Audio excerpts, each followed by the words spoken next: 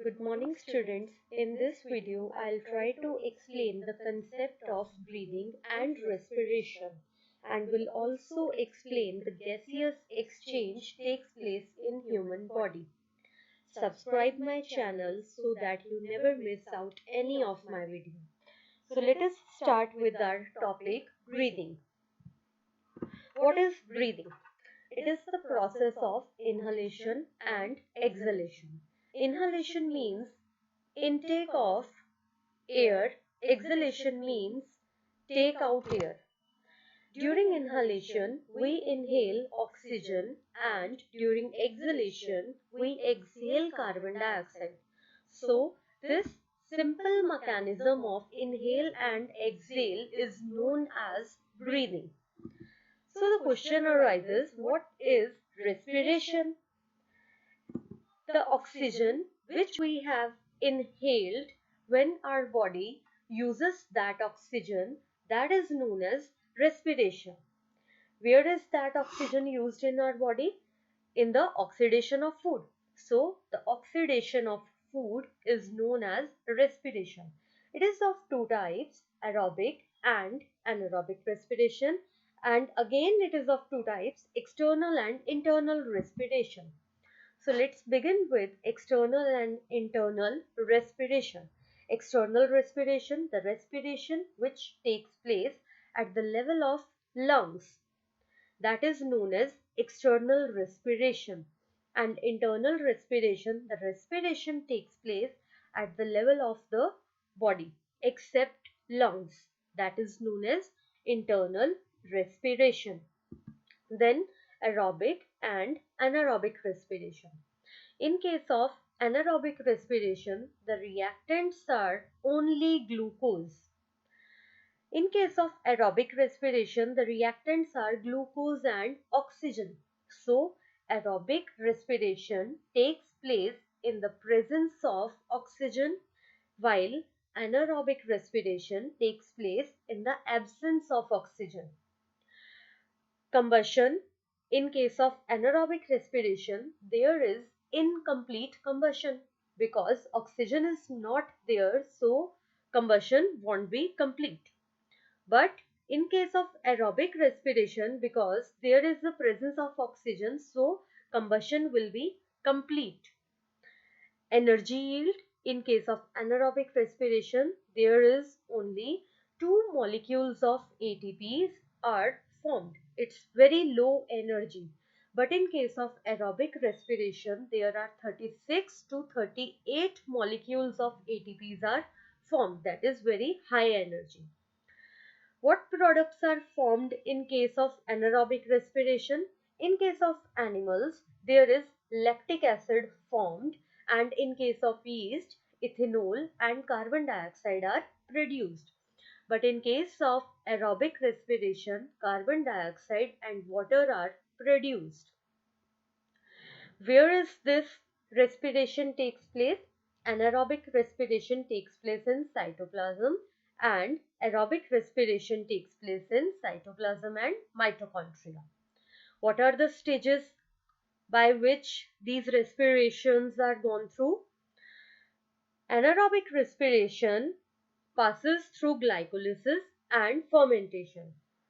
But in case of aerobic respiration, there are four stages: glycolysis, link reaction, Krebs cycle, and ETC, that is electron transport chain.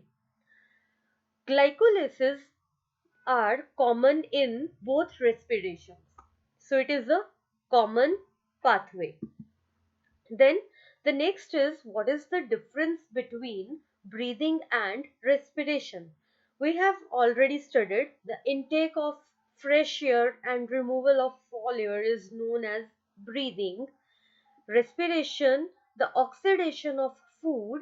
When the food is oxidized, it forms carbon dioxide, water, and energy. This is called respiration. Breathing is a physical process. Respiration is a biochemical process. In case of breathing, no energy is released, instead energy is used. But in case of respiration, energy is released in the form of ATP. Breathing, it is an extracellular process. But respiration, it is an intracellular process. No enzymes are involved in breathing, but in case of respiration, large number of enzymes are involved.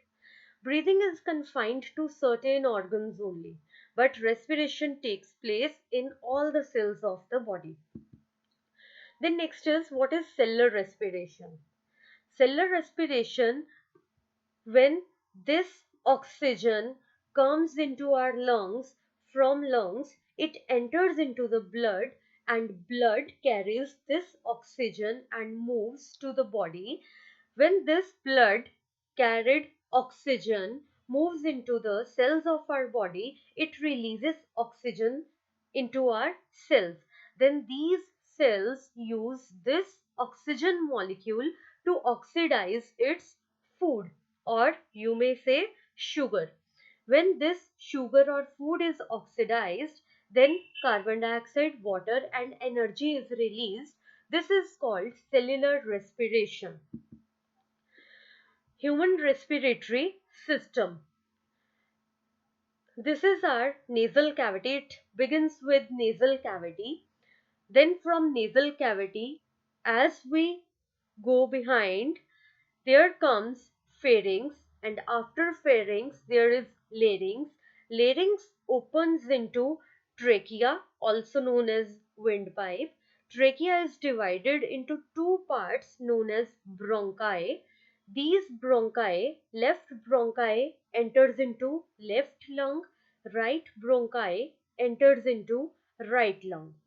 These bronchi further opens into bronchioles. These bronchioles further opens into alveoli. What is the difference between left and right lung? As you can see in the diagram, this is the right lung and this is the left lung. In right lung, there are two fissures. The first fissure is known as horizontal fissure and the second fissure is known as oblique fissure. In case of left lung, there is only one fissure. This fissure is known as oblique fissure. So right lung has two fissures and left lung has only one fissure. Because of because of these two fissures, it has divided the right lung into three lobes: the superior lobe, middle lobe, and inferior lobe. But in case of left lung, only one fissure is present, so the lung is divided into two lobes. This one is the superior lobe and this one is inferior lobe.